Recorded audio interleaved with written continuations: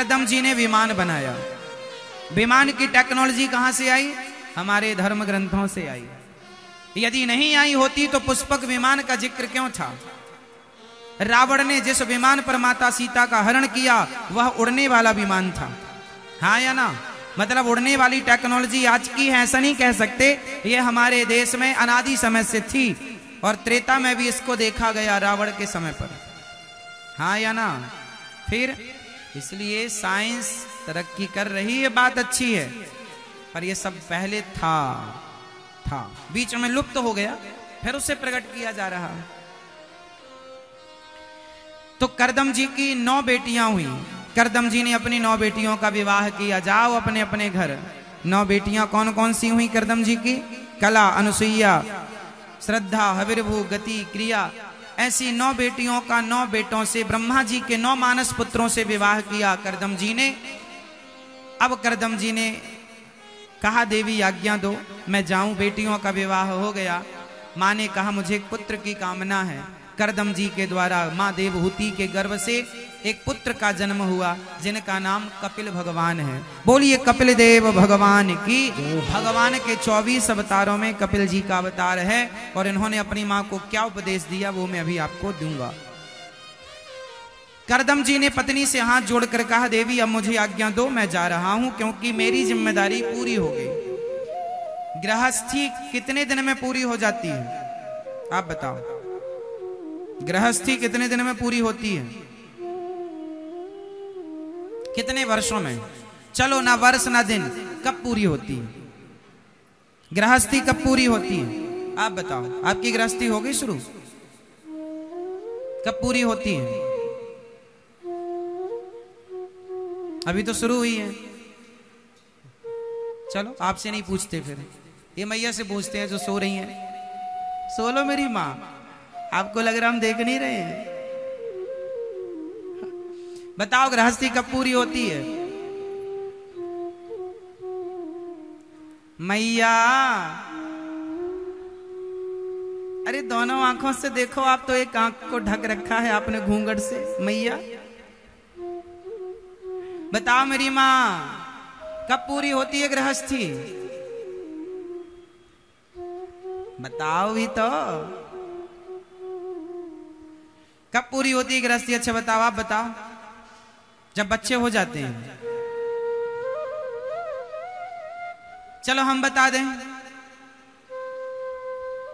जब बच्चों का विवाह हो गया, बेटी का विवाह हो गया, बेटे का विवाह हो गया, जब बेटा और बेटी का विवाह, उठाओ ना जरा चश्मा वाली भैया को, देखो मस्त दीवार से टिके, कोई टेंशन नहीं। घर में पोता पोती सोने नहीं देते ना, परेशान करते हैं, यही मिलती है शांति। जागो मोहन प्यारे।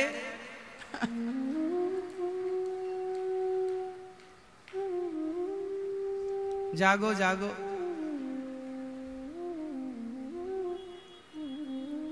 तो गृहस्थी कितने दिन में होती है पूरी? जब बेटे का विवाह हो जाए और बेटी का विवाह हो जाए, समझ लो गृहस्थी। आप गृहस्थ से मुक्त हो गए। अच्छा, गृहस्थी से मुक्त का मतलब ये नहीं है कि तुम पत्नी को छोड़ दो, पति को छोड़ दो, नहीं, छोड़ना किसी को नहीं है। छोड़ना किसे है वो मैं अभी आपको बताऊंगा। बेटी का विवाह कर दिया वो अपने घर में सुखी, बेटे का विवाह कर दिया वो अपने घर में सुखी। अब आप दोनों पति पत्नी भगवान के श्री चरणों में समर्पण कर दो। बची हुई उम्र भगवान के नाम कर दो, बची हुई सांसें भगवान के नाम कर दो। यही है जीवन का सार कि गृहस्थी हो गई, अब भगवान में समर्पित करो। अब ज्यादा दिल दिमाग संसार में ना लगाओ, जितना लगाओगे अब उतना ज्यादा परेशान होगे।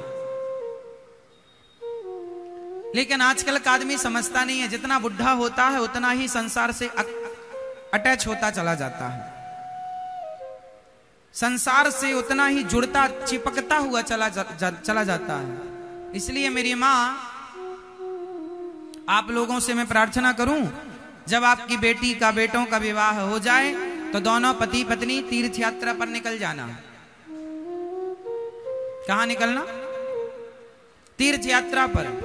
1 महीना वृंदावन रहो, 1 महीना जगन्नाथ जी रहो, 1 महीना द्वारिका जी रहो, 1 महीना बद्रीनाथ जी रहो, और वहीं अपना और बुढ़ापे में ना जो जवानी में पैसा कमाते हो वो सारा पैसा बच्चों को ना दे देना, कुछ बुढ़ापे में अपने लिए तीर्थ यात्रा के लिए बचा के रखना, कुछ पैसा बच्चों को देना, कुछ बचा के रखना। सारा पैसा दे दोगे तो बच्चे तुम्हें घर से निकाल देंगे कि सब तो मिल गए, अब जरूरत नहीं है।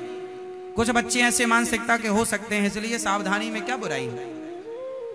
बुढ़ापे में अपने पास कुछ बचा के रखना। बहू से ये मत कह देना कि हमारे पास कुछ नहीं है, बहू कहेगी कुछ नहीं है तो चलो, कहते रहा करो हमारे पास अभी 2-3 किलो सोना है। इसी लालच में बहू बादाम का हलवा खवाती रहेगी। ये मत कह देना भूल से कि कुछ नहीं है। हाँ, ना बेटे से कहना कि कुछ, कहना माल बहुत है अभी, हाँ थोड़ा देते रहा करो बत्ती, बहुत माल है अभी हमारे पास, तुम्हें तो दिया कुछ भी नहीं दिया, अभी बहुत गड़ा रखा है हमने जमीन में। कहती रहोगी तो बेटा सरेंडर रहेगा, नहीं तो हावी हो जाएगा आप पर कि अब कुछ नहीं है बुड्ढा बुड्ढी के पास, चलो।